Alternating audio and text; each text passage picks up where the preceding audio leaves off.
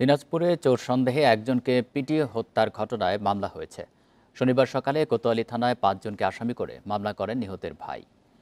শুক্রবার দুপুরে মাছ ধরা জাল চুরির অভিযোগে ৫ থেকে ৬ জনের একটি দল তহিদুল ইসলামকে রেললাইনের পাশে ডেকে নিয়ে যায়। সেখানে তাকে বেধড়ক পেটানো হয়। এতে ঘটনাস্থলেই মারা যান তহিদুল। পরে মরদেহটি তার বাড়িতে রেখে পালিয়ে যায় যুবকেরা। খবর পেয়ে পুলিশ মরদেহ উদ্ধার করে। তহিদুলের শরীরে বেশ কিছু আঘাতের চিহ্ন পেয়েছে আইনশৃঙ্খলা বাহিনী। জড়িতদের ধরতে অভিযান চলছে।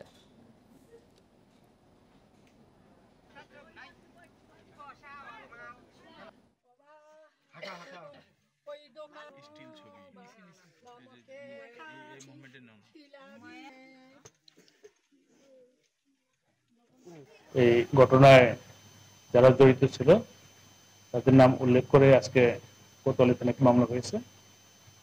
গতকালকে আমরা অভিযান করেছি, আমাদের অভিযান অব্যাহত আছে। আমরা দ্রুততম সময়ে ঘটনায় জড়িত আসামিদের গ্রেপ্তার করার চেষ্টা আমাদের অব্যাহত আছে। আমরা খুব শীঘ্রই